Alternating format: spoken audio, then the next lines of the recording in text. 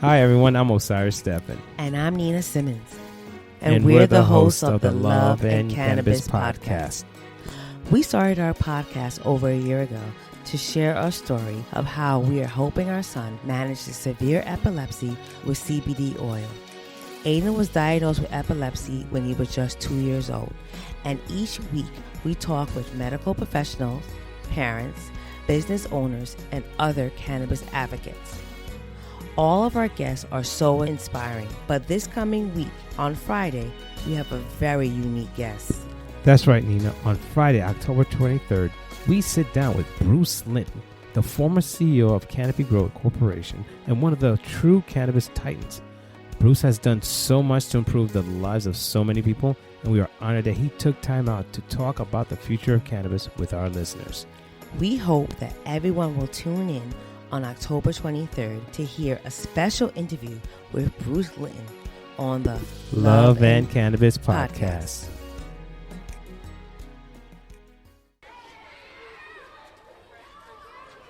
For too many years, families of children with devastating illnesses have felt helpless as they watch their child suffer. Today, they're taking matters into their own hands and finally finding relief treating their child with cannabis. These are their stories.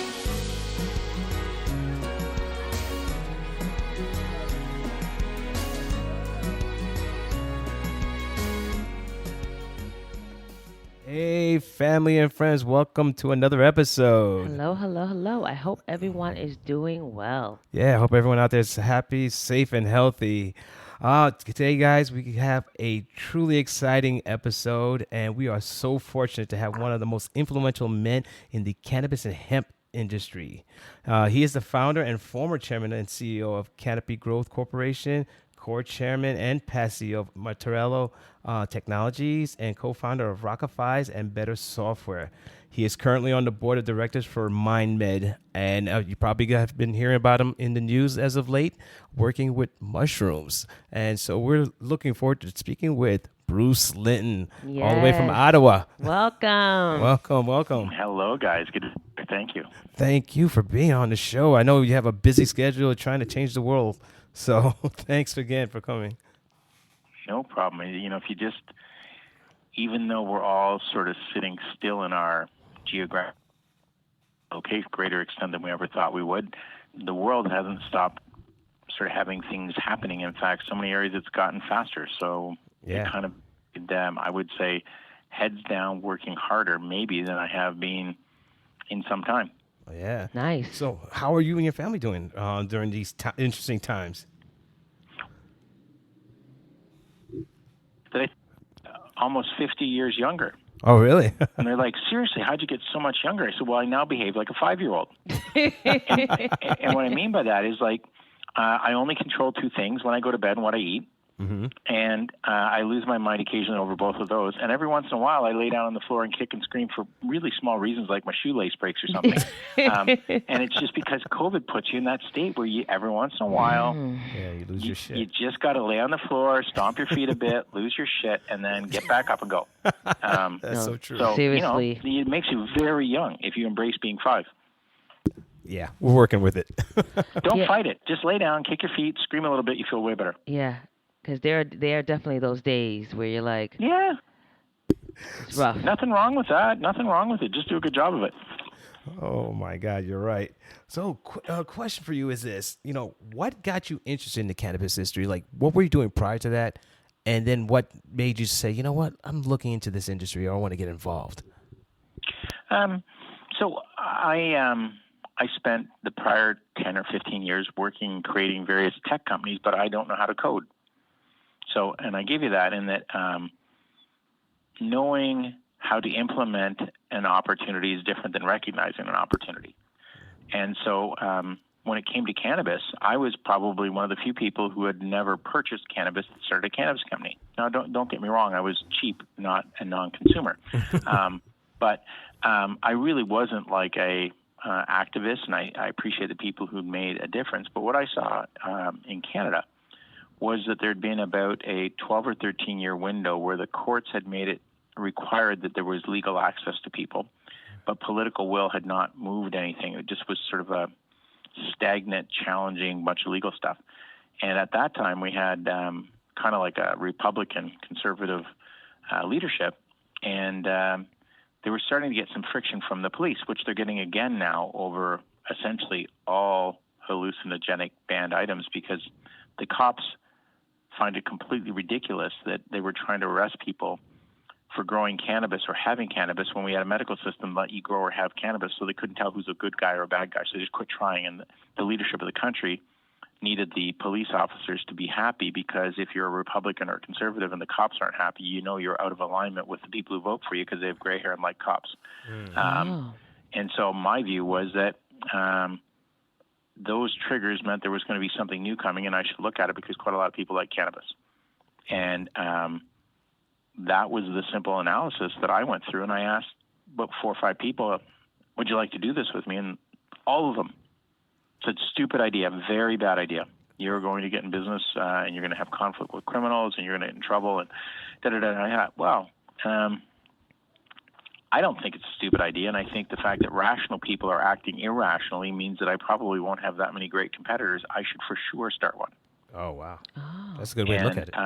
Then when I went to raise money, I made sure that I was super clean-shaven, good haircut, wore a suit, sometimes a 3-piece suit with a white shirt, tie, and I would go to talk to them about cannabinoids and cannabis and capital, and I would be very clear that I was not the customer, I was the supplier. And that it was legal. And the reason I did that is, imagine if somebody was running a pharmaceutical company that made some kind of hallucinogenic product and they came in high as a kite and said, our stuff's great, I'm feeling high. How would that work? Well, you don't raise money that way. And so for the first several years, it was a process of raise money, spend money, raise money, spend money. And over that course, I started getting more interested, or more, I wouldn't say interested. I felt like the next part of the fight was my fight. And what I mean by that is there was unreasonable bias being applied by people who were reacting without thinking. They were saying, I don't like it. And I said, well, I didn't invent cannabis. I can confirm that. And the only reason you might not like my business is because someone in your family or you is involved in selling illegal cannabis, and that's going to be a worse business over time. So you don't like me because you think you're going to get worse Christmas or Hanukkah gift or something. That's got to be the reason you don't like me. And they think you're nuts. But I said, otherwise, you're completely irrational. What you're saying is governments should ignore things. Is that your public policy view? Governments should ignore things. And so where we are now is cannabis is not being ignored in many countries, and there's a conversation in almost every country about governing it. And what's happening is right behind that, in Canada, they made it so it was legal about maybe 3 weeks ago. A person went to court, and they have the right legally at a federal level to have access to psilocybin or mushrooms for therapeutic benefit, and which means if there's one person, soon there'll be 2, and there'll be many, and it'll become something that is governed. And if that's the case, the logic that says there's evidence that mushrooms, psilocybin, help you, I think they'll say, well, there's evidence LSD might help you for certain circumstances, or ketamine, or. And so I think the rate at which medical access, and I'm not advocating everybody get high and go to work, I'm saying medically, to make it so that symptoms that are causing a diminished quality of life can be mitigated. Yes. That should be something that you can't ask a government to ignore, and you should be pissed off if they do. Yeah. Wow. Now, so you've been in the industry for what, about 10 years now? I started walking around with that idea in late 2012. Yeah, so eight years. Going to be 9 soon, yeah. And there's a lot of people who did a lot of fighting to get us to where we are, and I always try to salute. And some of them say, "Well, you monetized and made all the money off our back." Well, that's probably true, but it wasn't my intention. Yeah. What I did is helped win an argument they were having for a lot of years, and the argument simply was, "This is available. You can let people get it from an unknown source, which means it has no certainty of safety." Yeah, exactly. And its price is very exploitive. Or you can regulate it and let it become safe, and you can then use the income off of that to go and educate doctors. You can pay. True. We spent hundreds, millions of dollars going to see physicians with data, like over 70 studies that we would reference why cannabis could be, and various THC and CBD combinations, used for certain indications. And I guarantee you that if you didn't create a business, you wouldn't have that kind of money and you couldn't go see doctors. And if you didn't go see doctors, the gatekeeper was always going to be the doctor. And in the absence of any good information, they're going to say no. And so if you want to win the argument, we all work together. But I think we did a lot to pay for the education of the points of reference called the medical system. Yes. And I think that is a critical step because in every country, cannabis regulation starts by parents with a sick kid fighting with the government. Yes. And the government invariably loses that fight in the public eye. Then it gets handed over to regulators who make it hard to get at, and then doctors say no. And until big companies get formed and actually push those second two stages, being able to have a right that you can't access is not helpful. True. Well, since you've been in the industry, what is it that you like and dislike about it?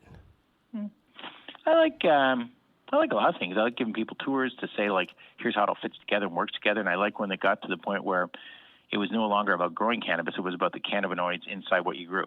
Mm-hmm. And the fact that we know so little about so many of them that there's so much to do.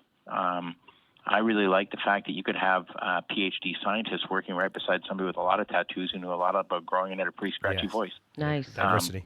And that if you did it right, they were colleagues, peers, and friends. That's a pretty cool work environment. I would say I like the fact that you can go and take this push and have a discussion in Germany and Italy and Netherlands and New Zealand and Australia and Colombia and Canada. You know what I mean? Like, this is like, it was the topic for a long time, and it was a good thing to sort of advance it. What I didn't like is a lot of people who obviously just want to be a bit more rich so they can do something. I don't know what they want to do with their life. Like, there's a lot of people who made the name of a company, went and got money, sold their stock as quick as they could. A bunch of people who didn't know better got stuck with a crappy stock, and that person was off with a couple million or $5 million or $10 million bucks. And I don't know what they do. Like, maybe they buy a boat and they call it ripoff. But like, it's just, that's the worst and most distasteful thing, because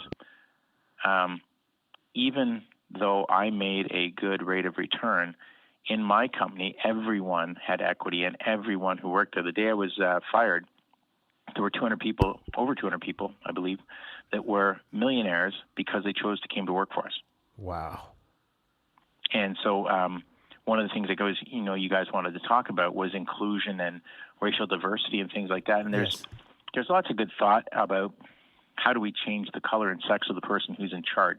That's a good argument. You should have that topic. That's for others to discuss and debate, because there's lots there. But I still think that as you go down the org chart, it disproportionately reflects people who have not had access or advantage of income, and it could be on their sex, or it could be on their visible minority status or other things. And if you don't include those people in the economic opportunity by giving them a chunk of the company for showing up and then more for staying and being good, I can tell you, some of those people I described who became millionaires were senior growers or who started off as junior growers. And if you guys came to work for me, and all of a sudden, because you were good and you showed up and you worked hard, and all of a sudden this year the stock would be up, which it isn't this year in that company at least, but if it were up, and all of a sudden you said, shit, this year we just made 2 times our salary in our stock options. You know how much difference that makes? Huge difference. Yeah, it does. It means you change how you plan paying for school, or change how you plan for where you live. And so those gains only happen if the mandate of the companies in the sector are to treat it as an inclusion sector, not just an inclusion, who's the boss who gets all the dough. No, it shouldn't be a debate about who's the boss who gets all the dough. Everybody should get a slice. That's true. So going into that part, then, do you think social equity can be something achieved in this industry? 100%. 100%. Everybody, every marijuana company in every state should have an obligation to have a comprehensive equity inclusion program. And it even has to be a profit sharing or a form of option, which is essentially saying you join today, you have a right to buy the stock in the future at today's price, which is pretty logical, because if you come here and you work really hard with me, we both created value. And so we should all get a share of that. And if the state or the provincial government said they must be implemented and they can't be at a ratio of greater than 10 to 1, meaning the top dog can't have 10 times more than the bottom dog, a lot of people say, oh, that's this or that. You know what it is? It's the way economics have to work for social inclusion. Otherwise, you just made somebody rich who's a different color or sex, and nobody else who's in the org chart did any better. Fantastic. Total failure. You got to do both. Because that may affect, right? Like, if you put the right person in at the top and they have this obligation, it may affect who really wants to work there. And then you start to have, like, a little bit more differentiation on, well, I really like working at this one because it's so-and-so who runs it, and we get this equity program, but they also give us lunch on Fridays. I don't know, whatever you want. But you do need to think about a texture of inclusion rather than just changing the name and the color at the top. Now, do you consider that as part of your criteria when you're evaluating a company that you want to invest in, or companies that have opportunities to grow, like they should use that as a criteria, as one of their criteria? So everyone I talk to them about stock option granting, and do you agree with doing this? Because what I'm describing to you apparently is the worst way to do it. If you asked analysts for like Wall Street or Bay Street, they would say, well, in the eyes of shareholders, that looks expensive because you're giving away the company. And then I would say, well, then those are dumb shareholders. Because what I'm doing is I'm getting people to make the company worth more faster because they're motivated. They're aligned. They show up at work and treat each other as peers. And so what I'm describing is considered an extraordinarily not right way to do it, but a lot of tech companies sort of do it. Now, the good news is if you work at a big tech company and you have a computer science degree, you'll get that. Maybe if you're a manager, you'll get that. If you're the person going around making sure the building's clean or safe, you probably don't get any. You should get some. Okay. So how many, the companies that you evaluated, do you notice that they invest heavily on the marketing side or the R&D, or it's just top heavy? Because I've noticed that a lot of companies haven't been in the industry, working with some companies and looking, I'm like, you guys got a lot of top heavies. Like, so where is the money going? Is it going into the R&D? Is it going where it needed to make sure you get the right product on the shelf? Do you see that? I'd say it's kind of like meeting people. They all have their own personality, right?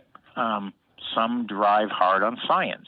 Yeah. Some drive hard on brand development. Some drive hard on, events orientation. And I would say that that's okay because, if we all had the same company, we wouldn't necessarily agree that that's the right company. And so there are some that have been, right? You can say, well, I'm in the recreational business or I'm in the medical business. I think that's actually monkey business. Because I say that in that they're playing around. Really what you have to be in either of those is if you want to have a durably different good. Like if I want to sell you something that you're willing to stand in line to get, and you'd only go to one store if that's the only store that had it. What I can't do is just put a cool label on it and say that it's cool. What it has to be is it has to be in there and it has to be differentiated, meaning science, either figured out a way to make it more effective or figured out exactly what it affects, how often you have to take it, the format of delivery. There's something unique. And that science then will cause loyalty because loyalty is that you're going to get an outcome you really desire, and it's going to happen every time the same way. And in medical or rec, it's the same, right? Like you don't walk into a liquor store and say, how strong is the vodka today? That's true. Right? Like, you don't do that. No. You don't walk into the pharmacy and say, is aspirin okay today? Is it like a little weak or a little strong? So you need to know that science and process result in that. Now, if the aspirin made your headache worse, you probably wouldn't buy it very often. But if it made it better, you'll buy it. And so I think that how you take science and put it in place is very different across the companies. But in the absence of any science, what you're doing is selling a commodity in a sense. And I realize it's different than, say, white sugar, but I've never seen a family get in a fist fight over which brand of white sugar they bought. No, that doesn't happen. Yeah. So oh, shit, honey, you bought that kind of white sugar? I'm moving out. No, that did not happen. No, my question for you is with the hemp industry, we interview a lot of business owners, and some of them are saying that the industry is getting saturated. What are your thoughts on that? Well, hemp is a funny thing because probably what you mean is they're the type who are growing it so they can extract CBD. Yes. And they were correct a while ago because in 2018, when it was a permissible activity to plant hemp, the only song playing on the radio at that time was CBD, CBD, CBD, CBD. And so what people did is they danced the song and they all planted a crop. Maybe there's 1 million acres of crop, and almost all of it's for CBD. So those plants tend to be oriented to having low THC, under 0.3, highest possible CBD, and they don't care that they're short and stout because they're not thinking about what else is in that plant. But the hemp plant that was popular in America for many, many generations and has been globally active, that's not for CBD, or not primarily for CBD, doesn't look the same, and it's tall, it's thin, and it has fibers that keep it from snapping over. It has this really strong root, and it has hundreds of purposes. Like you can use it to maybe make your next pair of jeans better with a mix of cotton. You can stretch it and twist it and put electricity through it. You can use it as an insulation. You can take it and make fenders out of it. You can do literally hundreds of things. You can think about how to make it into a pellet that would be used in an injection molding system and get rid of most or all of the hydrocarbons. So that part is almost still at zero, and that's because if you grew that plant right now in America and you said, well, I'm going to now send it to the factory, the processing plant that converts it to those things, they don't exist. Oh. And so what I started with Collective Growth is the idea of going and buying those technologies that exist around the globe but hadn't been legal in the U.S., assembling them in America and allowing America to have another crop called hemp, very tall, and processed into these things where we knock folks over who are just using hydrocarbons or just using cotton, and they're all not terrific for the environment. Interesting. So where do you see the role of intellectual property then playing in the cannabis and hemp industry? Well, so in the hemp industry, those processes I just described are full of existing and or potential intellectual property, because how do you make a pellet that can go into an injection molder and have that unique to you? There's a bunch of IP around there. And so there's everything from how you harvest it to how you do it and stretch it and twist it and da-da-da-da-da. So lots of IP there. The IP that's going to, I think, come out of cannabis, which is obviously a principally THC crop, but does have typically a proportionality of CBD, that's going to be on things like as simple in the recreational environment to how do you make a beverage that tastes terrific, is clear, and is powered by 2, maybe 3 milligrams of THC. So we tackled that at Canopy, and I think it's a very unique process. But it could go all the way to what's cannabinoid, like there's 100-ish cannabinoids in that plant. We only get paid for 2. What's cannabinoid 84 do if you could isolate it, make a bunch of it, and give it to people? Does some of it work with animals better than humans? Like, what about if, the joke is you can make somebody have the munchies? Well, if you can make somebody hungry when they're feeling nauseous, that's an amazing achievement. Yeah, exactly. You can also, therefore, probably figure out how to make them not hungry. And so if you could actually find combinations of that to generate a appetite suppressant that didn't involve like a bulking agent like Slim Fast, that is a massive value proposition. And so there's all kinds of things like that still to come out of. What do these other cannabinoids do? How do we make them in volume and things of that nature? Now, what are your thoughts about isolating them? I think it's possible from the plant, and then I think what you're going to find are there'll be synthetic platforms or yeast or a variety of ways where they'll make for a while. They'll make a bunch of them because we really don't know enough about what they do. So I don't think it jumps to an immediate business, but it jumps to a lab supplying company. And then after a while, when they figure out which ones do what and what proportions, you might see that initially they're provided by a lab, but I could see over time where the plants will be taught, like a plant has a total capability of X. It could be all THC. It could be all CBD. Well, why couldn't it be none of those two and all the other things? So I think over time, people may evolve the plants to make the singular cannabinoids they want. Almost like breeding? Yeah, breeding, and there's all this CRISPR technology, which is like a punch-out stuff. There's a bunch of ways they get there. Some are more societally accepted, and some are more efficient in time. Currently, as you know, New York is possibly, it's been going on for about 2-3 years about going legal. Recreationally. Yeah, I know, right? Wait for it. Are you working on any projects in New York? I know since you're not that far from New York where you're located. Yeah. Do you have some ventures in New York? So I'm invested in companies that are around New York. I look at New York a lot. I was just on a call with people in the New York business. I think every state's now just like COVID accelerated our adoption of things like Instacart. You know, why when I can't go to the grocery store, why can't the groceries come to me? Mm-hmm. I think it's accelerated the consideration of recreational access, because if I have no money and I need jobs and people aren't using all the buildings in my state, what do I have as options? Regulate cannabis as recreational. Do we have any other good ideas that equal that? No. So the ability to get taxes, jobs, and use of real estate, probably the best entity to do that that's currently not in play is that. So I think it's going to be a topic everywhere. It's not that they actually care about the regulation of cannabis. They care about the income and job generation.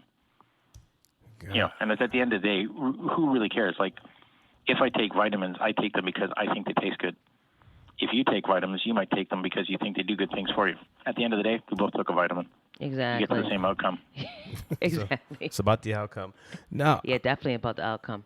And I'm going to give you guys about another 5 minutes, and then I got a blast. All Is right. that good? Oh, yeah, cool. perfect. That work? That works for me. So just want to get into MindMed. I know you're on the board of directors. Can you please tell us about the company and psychedelic medicine?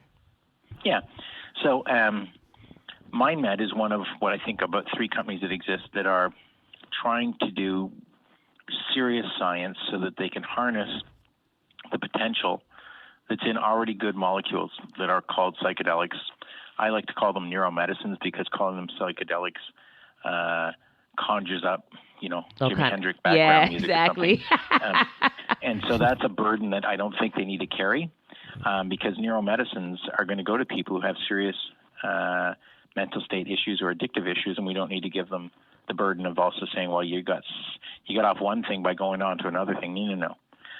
So the idea is in MindMed that you take these good molecules and you involve them in ways that make them to be eligible for regulation by FDA, or you bring the dosage and framework so that you can actually say it works for this. So a specific example might be something called a plant produces something called ibogaine, plant from Africa. Now, ibogaine, you might hear a celebrity going to a country to get unhooked from opioids. And they might be getting treated with ibogaine, which can have success at that, but it has 2 principal problems. One is it's apparently a horrific trip, and the second is that it can sponsor a cardiac event, which is not a good outcome. And by the nature of its hallucinogenic method, it's not eligible currently for the FDA to really give it a good look. So what they did over the last 7-8 years in a science company was work on engineering out of the molecule the hallucinogenic effect and the cardiac effect. And now it's being trialed in humans in Australia. And so the point of MindMed is to do that one and do many others like a platform where you take the almost like those things which we know have an effect on your psychoactive state, but have been put in a corner, find geographies like Switzerland or Australia where you can do the research and bring the results to the rest of the world. And when it works, people won't say, oh, yeah, but wasn't that banned at one time? They'll say, thank you for helping my brother get off of Oxy. And so things like that, I think, are going to be very disruptive and meaningful. And MindMed, I think, is very thoughtful in how they're pursuing these things and looking at options and work all over the world. How far away from them actually reaching the stores or being on the market? Yeah, these things are always a couple years out, 18, 24, 36. You never know exactly, but the reality is that if you're in trials in a country like Australia where humans may be getting a placebo or getting the product, that's, like Australians might be, sound a little different than us. Maybe they're a little taller or something, but I think they're pretty similar. And so if it works on someone in Australia, rather than making all the people who want it to work go to Australia, you might find that these trial results get adopted and fast-tracked. And you never know for sure, but we have enough serious problems for which the current set of solutions don't work. I think a lot of people are being a lot more thoughtful about mental health and addiction and things rather than saying, you should really focus more. Like that's not really working for anybody. No. Yeah, like I saw that they're looking at stuff at ADHD, which is so prevalent in children right now, so yeah.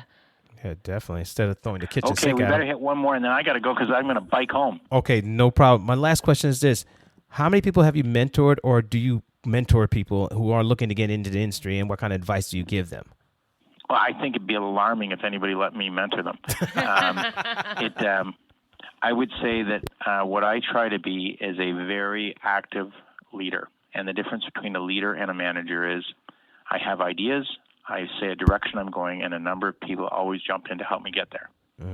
And so I would say that I have created and continue to create a lot of opportunities for people to be excellent because I am good at saying I'm going over here and I don't know how to get there, ever. And people figure it out. And so almost always the process to success is knowing why or where and then figuring out how.